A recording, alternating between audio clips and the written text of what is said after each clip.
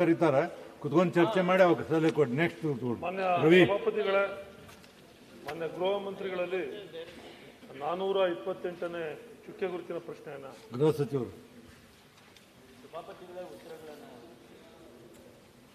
ಮಾನ್ಯ ಮಂತ್ರಿಗಳು ಸಮಗ್ರವಾದಂಥ ಅಂಕಿಅಂಶಗಳನ್ನು ಒಳಗೊಂಡಿರತಕ್ಕಂಥ ಉತ್ತರವನ್ನು ಕೊಟ್ಟಿದ್ದಾರೆ. ಮಾನ್ಯ ಸಭಾಪತಿಗಳೇ, ನಾನಾದರೂ ಮಂತ್ರಿಗಳಲ್ಲಿ ಕೇಳ್ತಕ್ಕಂಥದ್ದು, 10 ವರ್ಷಗಳಲ್ಲಿ ಈ ಅತ್ಯಾಚಾರ ವಿಚಾರದಲ್ಲಿ ಕರ್ನಾಟಕ ರಾಜ್ಯದಲ್ಲಿ 2013ರಿಂದ 23ರವರೆಗೂ 1322 ಪ್ರಕರಣಗಳು ದಾಖಲಾಗಿದ್ದಾವೆ.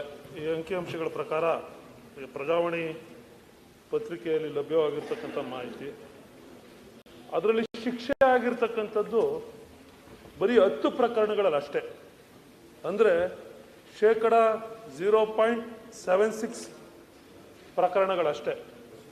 ಅದೇ ರೀತಿಯಾಗಿ 3 ವರ್ಷಗಳನ್ನು ನಾವು ತೆಗೆದುಕೊಂಡಂಥ ಸಂದರ್ಭದಲ್ಲಿ 1673 ಪ್ರಕರಣಗಳು ಮಹಿಳಾ ಮತ್ತು ಮಕ್ಕಳು ಪೋಕ್ಸೋ ಸೇರಿ 1673 ಅತ್ಯಾಚಾರ ಪ್ರಕರಣಗಳು ದಾಖಲಾಗ್ತವೆ. ಅದರ ಶಿಕ್ಷೆಯ ಪ್ರಮಾಣ 6 ಮಂದಿಗಷ್ಟೇ. 1673 ಕೇಸ್ ದಾಖಲಾಗಿ ವಿಚಾರಣೆ ನಡೆದು 6 ಮಂದಿಗಷ್ಟೇ ಶಿಕ್ಷೆ ಆಗ್ತದೆ. ಅಂದರೆ 0.36%. ಅಂದರೆ ಇದ್ರ ಬಗ್ಗೆ ನಾವೆಲ್ಲ ಒಂದು ಕಡೆ ಒಂದು ಎಚ್ಚೆತ್ತ ನಾಗರಿಕ ಸಮಾಜದಲ್ಲಿರ್ತಕ್ಕಂಥವ್ರು ನಾವು ಆಲೋಚನೆಯನ್ನು ಮಾಡಬೇಕಾಗ್ತದೆ. ನಾವು ಕೇಸ್ಗಳು ಅಷ್ಟೇ 100ಕ್ಕೆ 100 ಪ್ರಮಾಣದಲ್ಲಿ ದಾಖಲಾದರೆ 0.36% ಅಷ್ಟು ಅದು ಅತ್ಯಂತ ಗಂಭೀರವಾದಂಥ ಇದು ಕೃತ್ಯಗಳಿವು. ನಾವು ನಾಗರಿಕ ಸಮಾಜ ತಲೆ ತಗ್ಸ್ತಕ್ಕಂಥ ಒಂದು ಅಕ್ಷಮ್ಯ ಅಪರಾಧವನ್ನು ಒಳಗೊಂಡಿರ್ತಕ್ಕಂಥ ಪ್ರಕರಣಗಳಾಗಿರ್ತಕ್ಕಂಥ ಈ ಅತ್ಯಾಚಾರ ಮತ್ತು ಮಕ್ಕಳ ಮೇಲಿನ ದೌರ್ಜನ್ಯ ಪ್ರಕರಣಗಳಲ್ಲಿ ಇಷ್ಟ ಆಗ್ತವೆ. ಅಂದರೆ ಕಾರಣ ಏನು? ಎಲ್ಲೋ ಒಂದು ಕಡೆ ಪ್ರಕರಣಗಳ ನೈಜತೆಯ ಬಗ್ಗೆನೇ ಅನುಮಾನ ಬರ್ತಿದೆಯೋ, ಅಥವಾ ನಮ್ಮ ತನಿಖಾ ವಿಧಾನದಲ್ಲಿ ನಾವು ವಿಫಲರಾಗಿದ್ದೇವೋ, ಅಥವಾ ಸಾಕ್ಷ್ಯಾಧಾರಗಳನ್ನು ಕ್ರೋಢೀಕರಿಸಿ ಸಮರ್ಥವಾಗಿ ನಾವು ಶೀಘ್ರ ನ್ಯಾಯದಾನವನ್ನು ಆರೋಪಿಗಳಿಗೆ ಅಥವಾ ಯಾರು ಇದ್ದಾರೆ ನಷ್ಟಕ್ಕೊಳಗಾಗಿದ್ದಾರೆ ಅವ್ರಿಗೆ ಕೊಡಿಸುವಲ್ಲಿ ನಾವು ವಿಫಲರಾಗ್ತಾ ಇದ್ದೀವಾ, ಅಥವಾ ರಾಜಕೀಯ ಪ್ರೇರಿತವಾಗಿ ಅಥವಾ ಪ್ರಭಾವಶಾಲಿಗಳಾಗಿರ್ತಕ್ಕಂಥವರು ಈ ವಿಚಾರದಲ್ಲಿ ಬಲವಾದಂಥ ಅವರು ರಾಜಕೀಯ ಪ್ರಭಾವಗಳನ್ನು ಬಳಸಿ ಈ ಪ್ರಕರಣಗಳಿಂದ ಬರ್ತಾ ಇದ್ದಾರೆ ಆಚೆಗೆ ಅಂತಕ್ಕಂಥದ್ರ ಬಗ್ಗೆ ಮಾನ್ಯ ಗೃಹ ಮಂತ್ರಿಗಳು ಉತ್ತರ ಕೊಡೋದು. ಮಾನ್ಯ ಸಭಾಪತಿಗಳೇ, ಈಗಾಗಲೇ ನಾನು ಕೆಲವು ಅಂಕಿಅಂಶಗಳನ್ನು ಅವರಿಗೆ ಕೊಟ್ಟಿದ್ದೇನೆ ಮಾನ್ಯ ಸದಸ್ಯರಿಗೆ. 2022ರಲ್ಲಿ ಅತ್ಯಾಚಾರ 507 ಇದ್ದರೆ, ಅದು 23ರಲ್ಲಿ 563 ಇದೆ, 24ರಲ್ಲಿ 540 ಇದೆ. ಲೈಂಗಿಕ ದೌರ್ಜನ್ಯದ ವಿವರಣೆ ಕೊಟ್ಟಿದ್ದೇನೆ. ಅದರಲ್ಲಿ 22ರಲ್ಲಿ 5834 ಇದೆ, 23ರಲ್ಲಿ 6462 ಮತ್ತು 24ರಲ್ಲಿ ಇಲ್ಲಿವರೆಗೂ 5870 ಆಗಿದೆ. ಪಾಕ್ಸೋನಲ್ಲಿ 3110, 23ರಲ್ಲಿ 3718 ಮತ್ತು 3419 ಈಗ ಇದರಲ್ಲಿ ನಾವು ಅಂಕಿಅಂಶಗಳನ್ನು ಕೊಟ್ಟಿದ್ದೇನೆ. ಭಾಳ ಮುಖ್ಯವಾಗಿ ನಾವು ಇಲಾಖೆಯಲ್ಲಿ ಪ್ರಿವೆಂಟ್ ಮಾಡೋದ್ರ ಬಗ್ಗೆ ಹೆಚ್ಚು ಗಮನವನ್ನು ಹರಿಸಿದ್ದೇವೆ. ಭಾಳಷ್ಟು ಕ್ರಮಗಳನ್ನು ಈಗಾಗಲೇ ನಾವು ತೆಗೆದುಕೊಂಡಿದ್ದೇವೆ. ನಾನು ವಿವರಣೆಯನ್ನು ಕೊಟ್ಟಿದ್ದೇನೆ, ಭಾಳ ವಿವರವಾಗಿ ನಾನು ಉತ್ತರವನ್ನು ಕೊಟ್ಟಿದ್ದೇನೆ ಮಾನ್ಯ ಸಭಾಪತಿಗಳು.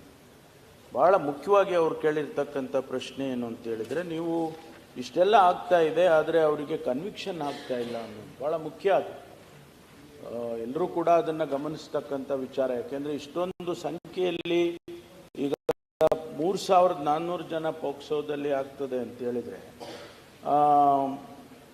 ಅದು ಶಿಕ್ಷೆ ಆಗಿರೋದು ಭಾಳ ಕಡಿಮೆ, 0.05% ಅಂತೇಳಿ ಇದನ್ನು ನಾವು ಕೂಡ ಭಾಳ ಗಂಭೀರವಾಗಿ ಪರಿಗಣಿಸ್ತೇವೆ. ಏನಾಗ್ತಾ ಇದೆ ಅಂತ ಹೇಳಿದರೆ, ಇಲ್ಲಿ ಅಕ್ಸೆಪ್ಟ್ ಮಾಡ್ಕೊಳ್ಳೋದಿಲ್ಲ ಅಥವಾ ಅದರ ಕೇಸುಗಳನ್ನ ಮುಂದಕ್ಕೆ ಹಾಕ್ಕೊಂಡು ಹೋಗ್ತಾ ಇರ್ತಾರೆ. ಒಂದು ಕೇಸ್ ರಿಜಿಸ್ಟರ್ ಆಗಿದೆ, ನಾನು ಅದನ್ನು ಹೇಳಬೇಕೋ ಬೇಡ ಗೊತ್ತಿಲ್ಲ. ಮಾನ್ಯ ಯಡಿಯೂರಪ್ಪನವರ ಕೇಸ್ನಲ್ಲಿ ಈಗಾಗಲೇ 5 ಬಾರಿ ಮುಂದಕ್ಕೆ ಹಾಕಿದ್ದಾರೆ. ಕೋರ್ಟ್ಗಳಲ್ಲಿ ಕೂಡ ಅದಕ್ಕೆ ನಿಗದಿತವಾದಂಥ ಸಮಯದಲ್ಲಿ ಅವರು ತೀರ್ಮಾನಗಳನ್ನು ಮಾಡದೆ ಹೋದರೆ ಯಾವ ರೀತಿ ಶಿಕ್ಷೆ ಆಗ್ತದೆ ಅಂತೇಳಿ ಬರೀ ಪೊಲೀಸು ಇಲಾಖೆಗೆ ಅಷ್ಟಕ್ಕೆ ಸಂಬಂಧ ಆಗೋದಿಲ್ಲ. ಕೋರ್ಟ್ನಲ್ಲಿ ಕೂಡ ಏನು ನಾವು ಎವಿಡೆನ್ಸ್ಗಳನ್ನು ಇಲಾಖೆಯವರು ಕೊಡ್ತಾರೆ ಅದನ್ನು ಆ ಎವಿಡೆನ್ಸ್ಗಳನ್ನ ಪ್ರಶ್ನೆ ಮಾಡಿಕೊಂಡೇ ಮುಂದಕ್ಕೆ ಹೋಗ್ತಾ ಇರುತ್ತೆ. ಅದರಲ್ಲಿ ಈಗ ನೋಡಿ 22ರಲ್ಲಿ ಔಟ್ ಆಫ್ 507 357 ಇನ್ನೂ ಟ್ರಯಲ್ನಲ್ಲೇ ಇದೆ, ಮುಗಿಸೋಕ್ಕೆ ಆಗಲಿಲ್ಲ ಇನ್ನು. ಅದೇ ಥರ 563 23ರಲ್ಲಿ 460 ಟ್ರಯಲ್ನಲ್ಲಿ ಇದೆ. 24ರಲ್ಲಿ 540 ಕೇಸ್ ರಿಜಿಸ್ಟರ್ ಮಾಡಿದ್ದಾರೆ, 297 ಟ್ರಯಲ್ನಲ್ಲಿ. ಹಾಗಾಗಿ ಎಲ್ಲೋ ಒಂದು ಕಡೆ ನ್ಯಾಯಾಂಗ ಕೂಡ ಇದಕ್ಕೆ ನಮಗೆ ಸಹಕರಿಸಬೇಕಾಗ್ತದೆ ಅನ್ನುವಂಥದ್ದು. ಮುಂದಿನ ದಿನಗಳಲ್ಲಿ ಇದ್ರ ಬಗ್ಗೆ ಹೆಚ್ಚು ಗಮನವನ್ನು ಹರಿಸ್ತೇವೆ. ಯಾಕೆಂದರೆ ನಾವು ಬರೀ ಪ್ರಿವೆನ್ಷನ್ಸ್ ಬಗ್ಗೆ ಭಾಳಷ್ಟು ಸಹಾಯವಾಣಿಗಳಿರ್ಬೋದು ಅಥವಾ ನಿರಂತರವಾಗಿ ಅದಕ್ಕೆ ಮಾನಿಟ್ರಿಂಗ್ ಮಾಡ್ತಕ್ಕಂಥದ್ದು ಇರ್ಬೋದು, ಕ್ಯಾಮರಾಗಳನ್ನು ಎಲ್ಲೆಲ್ಲಿ ಮಹಿಳೆಯರು ಮತ್ತು ಓಡಾಡ್ತಾರೆ ಹೆಚ್ಚಿಗೆ ಕೆಲಸ ಮಾಡ್ತಾರೆ ಅಂಥ ಕಡೆ ಎಲ್ಲ ನಾವೆಲ್ಲ ಭಾಳ ಕ್ರಮಗಳನ್ನು ತೊಗೊಂಡಿದ್ದೀವಿ. ಈಗ ಪಬ್ಲಿಕ್ ಸೇಫ್ಟಿ ಅಂತೇಳಿ ಒಂದು ಕಾಯ್ದೆ ಅಡಿನಲ್ಲಿ ನಾವು ಇಡೀ ರಾಜ್ಯದಲ್ಲಿ ಮೋರ್ ದ್ಯಾನ್ 5 lakh ಕ್ಯಾಮ್ರಾಸ್ಗಳನ್ನ ಅಳವಡಿಸಿದ್ದೀವಿ ಬೇರೆ ಬೇರೆ ಜಾಗಗಳಲ್ಲಿ. ಅದೇ ರೀತಿ ಸೇಫ್ಟಿ ಐಲ್ಯಾಂಡ್ಸ್ ಅಂತೇಳಿ ಎಲ್ಲಿ ಹೆಣ್ಮಕ್ಳು ಹೆಚ್ಚು ಕೆಲಸ ಮಾಡ್ತಾರೆ ಅಲ್ಲೆಲ್ಲ ಸೇಫ್ಟಿ ಐಲ್ಯಾಂಡ್ಸ್ ಅಂತ ಮಾಡಿದ್ದೀವಿ. ಅವರಿಗೆ ಸಹಾಯವಾಣಿನೂ ಕೂಡ 1091, ಮಕ್ಕಳ ಸಹಾಯವಾಣಿ 1098 ಸಹಾಯವಾಣಿನೂ ಕೂಡ ಒಂದು ಕ್ರಿಯೇಟ್ ಮಾಡೋದು 24 ಗಂಟೆನೂ ಕೆಲಸ ಮಾಡೋ ರೀತಿಯಲ್ಲಿ ನಾವು ಮಾಡಿದ್ದೀವಿ. ಆದರೆ ಮಾನ್ಯ ರವಿ ಅವರು ಹೇಳಿದಾಗೆ ಇದು ಭಾಳ ಗಂಭೀರವಾಗಿರ್ತಕ್ಕಂಥ ವಿಷಯ. ಅದನ್ನು ಅಷ್ಟೇ ಗಂಭೀರವಾಗಿ ಸರ್ಕಾರ ತಗೊಳ್ಳುತ್ತೆ. ಮುಂದಿನ ದಿನದಲ್ಲಿ ಇದನ್ನು ಇಂಪ್ರೂವ್ ಮಾಡೋದಕ್ಕೆ ಕ್ರಮ ತಗೊಳ್ಳುತ್ತೆ. ಸರ್, ಮಂತ್ರಿಗಳು ಭಾಳ ಸಮರ್ಪಕವಾದಂಥ ಉತ್ತರವನ್ನು ಕೊಟ್ಟಿದ್ದಾರೆ. ನಾವು ಅವ್ರು ಈಗಾಗಲೇ ಹೇಳ್ದಂಗೆ ನ್ಯಾಯಾಂಗ ವ್ಯವಸ್ಥೆಯಲ್ಲಿ ನಾವು ಇತ್ತೀಚೆಗೆ ನೋಡಿದಾಗೆ ಪೊಕ್ಸೋ ಹಗರಣಗಳಲ್ಲಿ ನಾವು ಸಾಮಾನ್ಯವಾಗಿ ನಾವು ತಿಳ್ಕೊಂಡಿರ್ತಕ್ಕಂಥದ್ದು ಬೇಲ್ ಸಿಕ್ಕೋದಿಲ್ಲ ಅಂತ. ಇತ್ತೀಚೆಗಾಗಿ ರಾಜಕೀಯವಾಗಿ ಪ್ರಭಾವಿತರಾಗಿರ್ತಕ್ಕಂಥವ್ರಿಗೆ ಬೇಲ್ ದೊರೀತಾ ಇರ್ತಕ್ಕಂಥದ್ದು, ಅದ್ರ ಬಗ್ಗೆ ಕೂಡ ಗಮನ ಹರಿಸ್ಬೇಕಾಗ್ತದೆ.